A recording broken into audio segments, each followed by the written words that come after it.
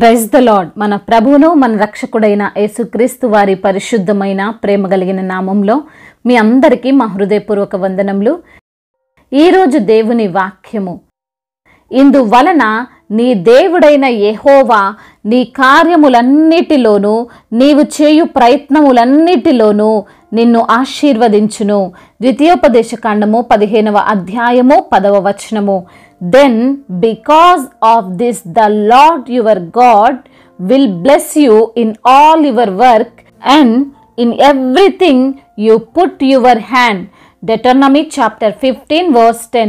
ఈ రోజుకు గాను కృపగలిగిన దేవుడు మనకు అనుగ్రహించిన వాక్య భాగమును బట్టి ధ్యానించుకుందాము.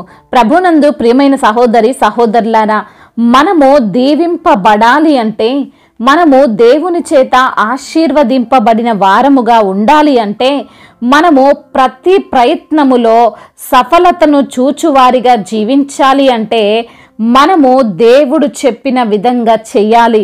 ఆయనకు ఇష్టమైన వారిగా జీవించాలి. ఆయన ఈ వాక్యము ద్వారా మనకు తెలియజేస్తున్నాడు, చెప్తున్నాడు. నీ దేవుడైన యెహోవా నీకిచ్చుచున్న దేశమందు నీ పురములలో ఎక్కడైనను నీ సహోదరులలో ఒక బీదవాడు ఉండిన ఎడల, బీదవాడైన నీ సహోదరుని కరుణింపకుండా నీ హృదయములను కఠినపరుచుకొనకూడదు.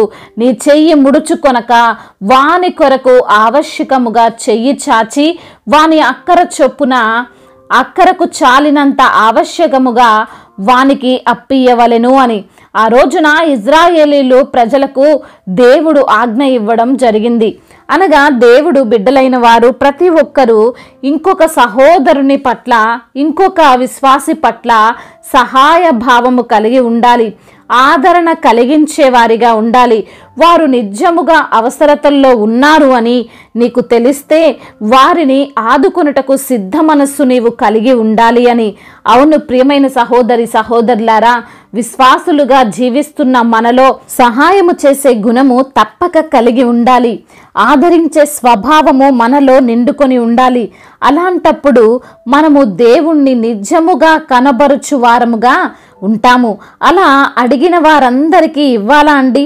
ఫోన్ చేసిన వారందరికీ నాకు తెలియని వారికి నేను ఇవ్వాలా అని నీవు అనుకుంటే, వారు నిజముగా అవసరతలో ఉంటే నీవు ఇవ్వచ్చు. వారెవరో నీకు తెలియనప్పుడు కేవలము డబ్బు కోసమే ఏదో మాటల ద్వారా మాయ చేయడానికి చూస్తూ ధనము సంపాదించాలనే ఆలోచన కలిగి ఉన్నవారి పట్ల మనము జాగరూకులమై ఉండాలి. పౌలు భక్తుడు తిమోతికి వ్రాస్తూ అంటున్నాడు, నిజముగా విధవరాండ్రను సన్మానింపుము అని. అనగా ఆ విధమైన విధవరాలు ఏకాకి అయ్యుండి దేవుని మీదనే తన నిరీక్షను నుంచుకొని విజ్ఞాపనల యందును ప్రార్థనల యందును రేయింబగళ్ళు నిలకడగా ఉండును.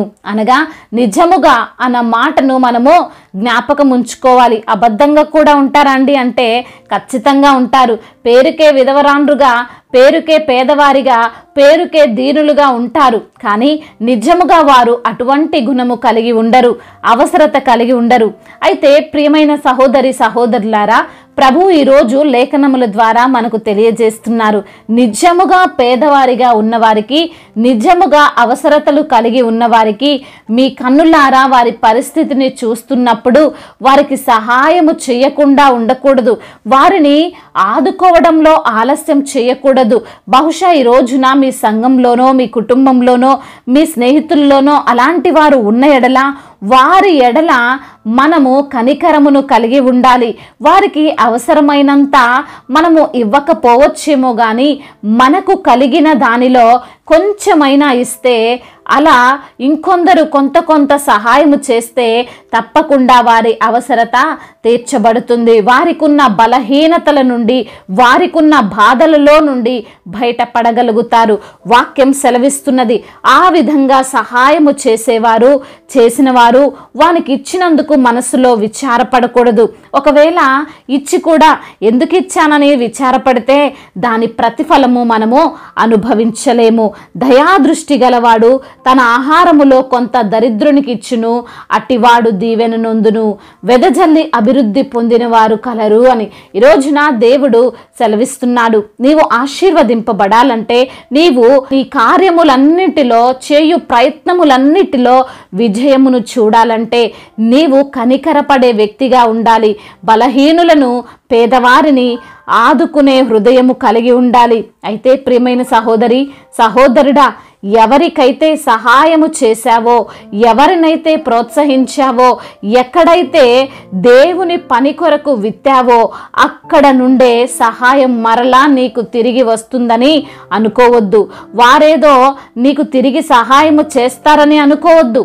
ఎందుకంటే పరిశుద్ధ లేఖన భాగము తెలియజేస్తున్నది, బీదలను కనికరించువాడు యెహోవాకు అప్పిచ్చువాడు, వాని ఉపకారములకు ఆయన ప్రత్యుపకారము చేయును అని.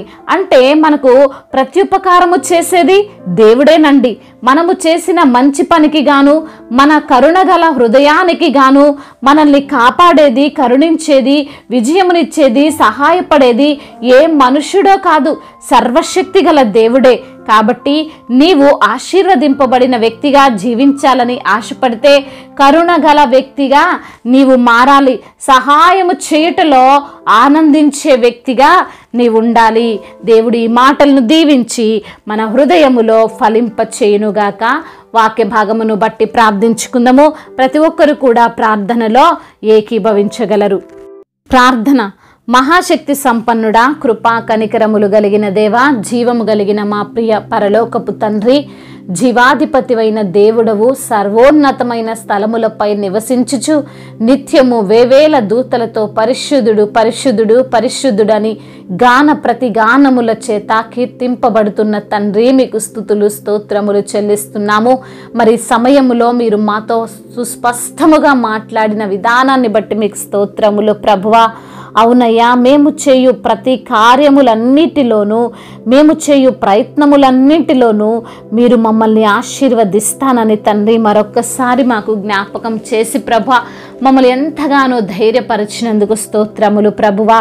అవును ప్రభువా, మేము ఆశీర్వదింపబడిన వారముగా ఉండాలి అంటే మేము చేయు ప్రతి ప్రయత్నము సఫలతను చూచువారముగా జీవించాలంటే మీరు చెప్పిన విధంగా మేము జీవించాలని, మీకు ఇష్టమైన వారముగా మేము బ్రతకాలని వాక్యము ద్వారా తండ్రి మీరు మాకు తెలియజేశారు. మీరు మాతో మాట్లాడారు ప్రభువా. మా యొక్క హృదయములను కఠినపరచుకోకుండా అయా వారికి సహాయము చేయాలని ప్రభువా వాక్యము ద్వారా తండ్రి మీరు ఆజ్ఞ ఇచ్చారు. ఆజ్ఞానుసారంగా జీవించి మీరిచ్చు ఆశీర్వాదములు, మేలులు మేము పొందుకున్నట్లుగా మీ కృపను, మీ కటాక్షమును ఎల్లవేళలా మాపైన ఉంచమని బ్రతిమిలాడుకుంటున్నాం. ఈ రోజున ఎందరైతే బిడ్డలు వాక్యం విని ప్రార్థనలో ఏకీభవిస్తున్నారు, ప్రతి బిడ్డను మీరు పేరు పేరున దీవించండి, ఆశీర్వదించండి. వారికి ఉన్న అవసరతలు, వారికి ఉన్న అక్కర్లు, వారికి ఉన్న బాధలు, వారికి ఉన్న వేదనలు, వీటన్నిటి నుండి తండ్రి బిడ్డలకు మీరే సమాధానము కలగజేయమని వేడుకుంటున్నాం. అదేవిధంగా ఆర్థిక సమస్యలను కొట్టివేయండి, రుణ భారాల నుండి విడుదల దయచండి. అప్పు తీసుకునే వారిగా కాదు కానీ అప్పు ఇచ్చే బిడ్డలుగా వారిని ఆశీర్వదించండి. యేసు నామములో వారికి కలిగిన అప్పు అంతటిని కొట్టివేయమని వేడుకుంటున్నాం ప్రభువా. అదేవిధంగా నా ప్రభా, అనారోగ్య సమస్యల చేత బాధించబడుతున్న ప్రతి బిడ్డను మీరు ముట్టండి, సంపూర్ణ స్వస్థతను దయచండి, ఎముకల్లో సత్తువును, బలాన్ని దయచండి ప్రభా. అయా మీ యొక్క రెక్కల చాటున బిడ్డలకు ఆశ్రయమును కలగజేసి ప్రభా అయా వారికి వచ్చిన అనారోగ్య సమస్య, అపవాది క్రియలను లయపరచమని వేడుకుంటున్నాం. బిజినెస్ చేస్తున్న వారిని దీవించండి, చేతి పని చేసుకున్న వారిని ఆశీర్వదించండి. అయా కూలి పనుల నిమిత్తము వెళ్తున్న ప్రతి బిడ్డకు మీరు తోడుగా ఉండండి. రైతులను దీవించండి, ఆశీర్వదించండి. వారు వేసిన పంట సమృద్ధిగా పండడానికి కృపను అనుగ్రహించండి. అదేవిధంగా నా తండ్రి వివాహాల విషయంలో తండ్రి మీ యొక్క చిత్తాన్ని బిడ్డల జీవితంలో బయలుపరిచేయమని వేడుకుంటున్నాము తండ్రి. సాటి అయిన సహకారిని వారికి మీరు అనుగ్రహించమని వేడుకుంటున్నాము ప్రభువా. వృద్ధులను మీరు బలపరచండి తండ్రి. ఇప్పుడే పుట్టిన చంటి బిడ్డల కొరకు ప్రార్థిస్తున్నాం, మీ యొక్క కాపుదల్లో వారిని భద్రపరచండి. యవ్వన బిడ్డల నిమిత్తము ప్రార్థిస్తున్నాం. యవ్వన వయసులో తండ్రి అయా మీకు విధేయత చూపి తండ్రి మీ యొక్క మాటను తండ్రి అంగీకరించి ఆజ్ఞలను పాటించే బిడ్డలుగా ప్రతి యవ్వన బిడ్డలు నిలవబెట్టండి ప్రభా. అదేవిధంగా నా తండ్రి గర్భఫలము లేని బిడ్డల కొరకు ప్రార్థిస్తుండగా తండ్రి మీ యొక్క కరుణ కటాక్షము బిడ్డల పైన ఉంచండి తండ్రి. గర్భఫలమును దయచేయవాడవు నీవే, నీ వైపు చూస్తుండగా అద్భుత కార్యాన్ని జరిగించమని వేడుకుంటున్నాం తండ్రి. అదేవిధంగా నా తండ్రి అయా ఇతర దేశాల్లో ఉంటున్న ప్రతి బిడ్డకు మీరు తోడుగా ఉండండి తండ్రి. మా భారతదేశమును, తెలుగు రాష్ట్రాలను దీవించండి. ప్రతి బిడ్డకు మీరు తోడుగా ఉండండి ప్రభా. ప్రతి ఒక్క మోకాలు దేవుని సన్నిధిలో ఉంగునట్లు, ప్రతి నాలుక మిమ్మల్ని స్తుతించినట్లు కృప చూపించమని వేడుకుంటున్నాము తండ్రి. నేను తప్ప వేరొక దేవుడే లేడని సెలవిచ్చిన దేవుడవయ్యా, బిడ్డలకు మీ యొక్క సహాయమును దయచేసి ప్రభా సమస్త మహిమ, ఘనత, ప్రభావములు మీరు మాత్రమే పొందుకోమని ఆరోపిస్తూ నజరేయుడైన యేసుక్రీస్తు వారి నామంలో ఈ ప్రార్థనను అడిగి వేడుకొని పొందుకొని ఉన్నాము మా ప్రియ పరలోకపు తండ్రి. ఆమేన్. ఈరోజు పెళ్లి రోజు మరియు పుట్టినరోజు జరుపుకున్న వారందరినీ దేవుడు దీవించి సకల మేలులతో, ఆశీర్వాదములతో, కృపాక్షేమములతో, శాంతి సమాధానముతో మిమ్మల్ని, మీ కుటుంబాలను నింపునుగాక. మీ యొక్క ప్రార్థన అవసరతలను మాకు తెలియజేయగలరు. మీ కొరకు మేము తప్పక ప్రార్థిస్తాము. మొదటిసారిగా మన యొక్క ఆదరణ వాక్యం చూస్తున్నట్లయితే తప్పకుండా సబ్స్క్రైబ్ చేసుకోగలరు.